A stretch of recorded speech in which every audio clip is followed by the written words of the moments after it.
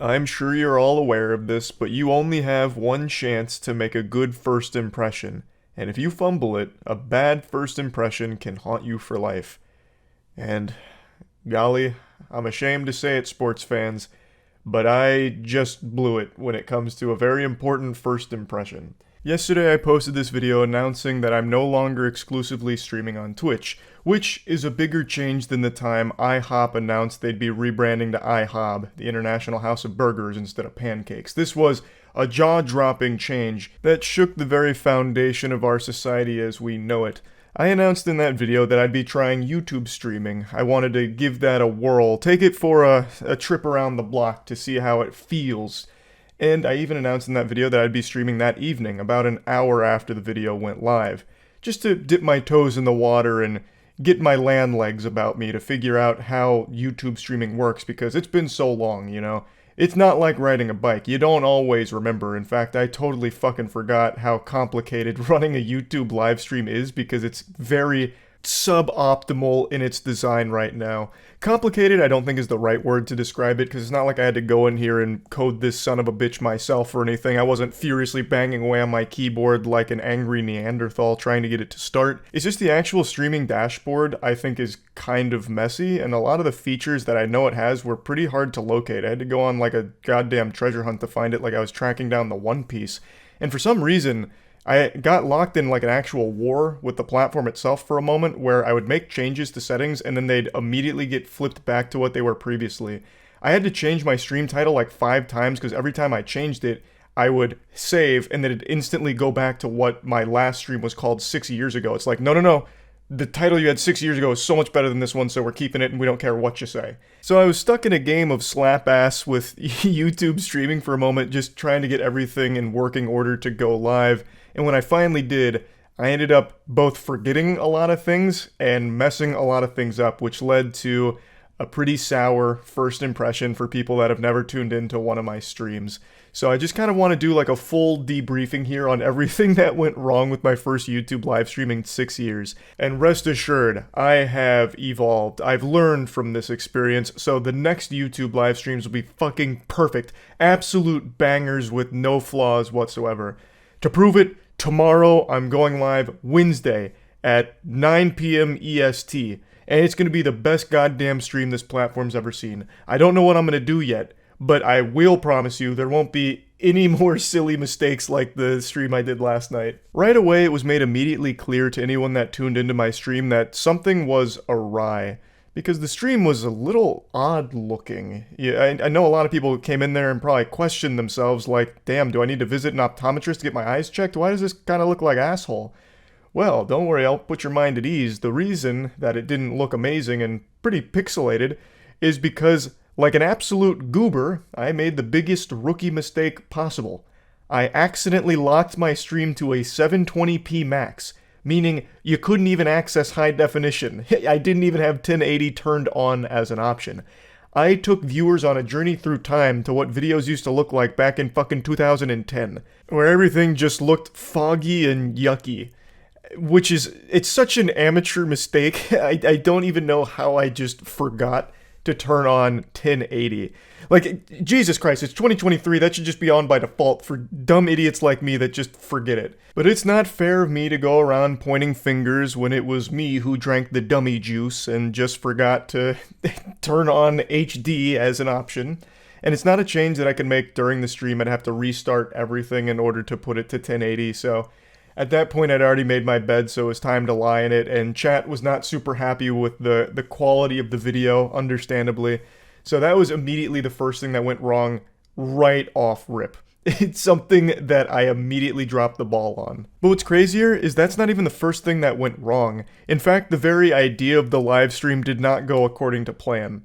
So, I thought it'd be fun for the first YouTube live stream to do a short speed run that looked really hype and really fun. And I chose Jedi Survivor because it's a 25-minute speedrun. I fucking love speedrunning. I get super pumped about it. And they're always great streams when I do them, and I've done them on Twitch for many years. So I thought this would be a great target for just some light YouTube stream content in the late evening. So, that was the plan. I thought it would be a pretty low-key stream because, I mean, Jesus Christ, I started at 10:15 p.m. EST on a Monday night. And I'm pretty sure notifications didn't get sent out because you're only allowed a certain amount within a 24-hour time period, and I had already exceeded that. So I really thought it'd just be people trickling in just to check it out, and this whole stream for me was just testing everything, making sure I've got it all under control and handled, get my bearings about it before doing a bigger live stream later in the week. But it ended up being one of my bigger streams I've ever done. I was pleasantly surprised by how many people were excited to come tune in. Oh, and also, I forgot YouTube live streams have thumbnails. That's not something Twitch has. Usually it's just an auto-generated preview on a stream. YouTube allows you to do thumbnails, which I totally forgot about, which means that my thumbnail was a black screen.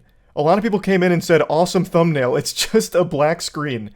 And then it was a eureka moment where the light bulb flipped in my head and I realized, holy shit, I forgot that there's supposed to be a thumbnail. According to what chat was saying, I guess some people were just getting like the void and others were just getting a picture of Professor Sad.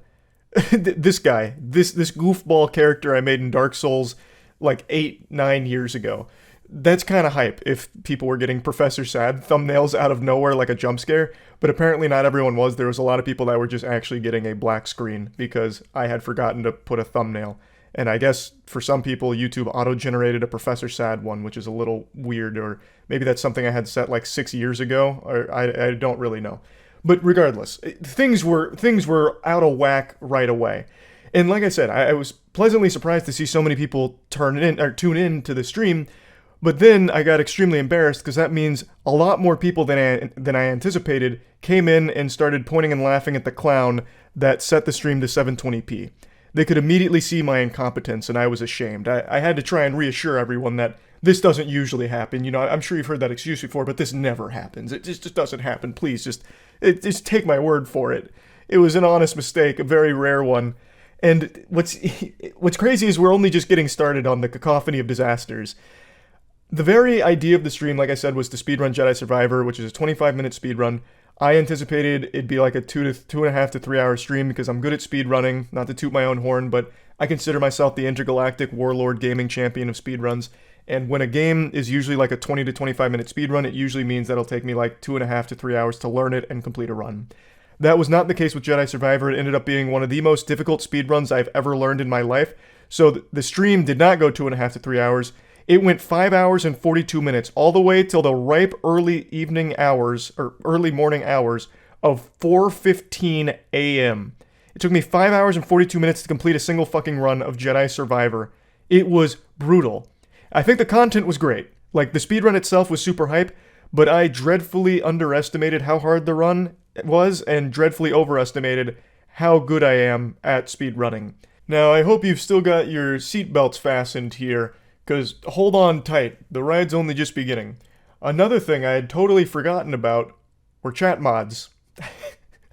There was only like 2 mods from 6 years ago that were there, you know, keeping law and order, keeping the streets safe here in the Charles YouTube chat. Now, by no means do I rule my stream chats with an iron fist or anything. Mods are basically there to get rid of spammers or bots or anything like that. So, unfortunately, I totally forgot that we were on the internet, and there's always going to be edgy weirdo losers that are going to spam some heinous shit, as well as bots doing that. So, needed mods to sweep up the trash there, and didn't have them. Which means the only other solution I could cook up was put the stream chat into slow mode, which would then make it easier to get rid of like bots and shit. And I didn't realize in slow mode you can actually set the time to be under a minute. So slow mode works by making sure users can only send 1 message per however many seconds that you dictate.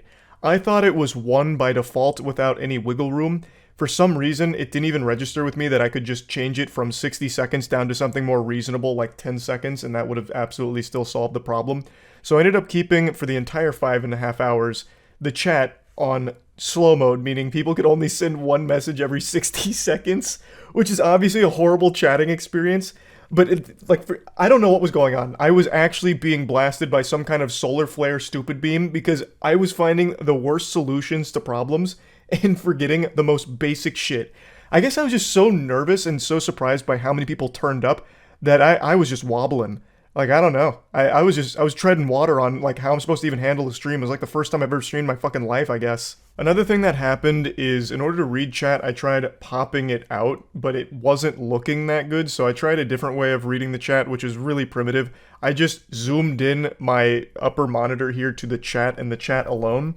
But what I didn't realize is when I did that, I couldn't see the super chats or anyone joining as a channel member above the stream anymore. So I could only catch them if they were in the chat. And if anyone's ever watched my Twitch streams, you know I say thank you to every single person who subs or does bits or anything like that. Because, I mean, Jesus Christ, like the least you can do is say thank you for someone's generosity. So I've always done that. And last night, I didn't really do that at all. Not because I was purposely ignoring people, but because since I zoomed in so much on that chat, I could literally only see it when it popped up scrolling through the stream chat and nowhere else. So I missed like fucking everything. So I want to give a legitimately sincere apology to everyone who was showing generosity that I just didn't even see. That's entirely my fault. Looking at the stream analytics, there was so much fucking generosity. I'm blown away. So a huge thank you for all of that, and a huge I'm sorry for not saying thank you in the moment. I just legitimately didn't see it. Overall, though, I'd say my first YouTube live stream experiment here would be about mid on the tier list. There were just so many easily fixable mistakes that I will absolutely fix going forward. And I just think it was a good learning experience. I think the content was still great. I think it was still a heater of a stream. The speed run went hard, although there were a couple times where I'd end up banging my head against the same wall trying to get the trick to work for like an hour on certain tricks.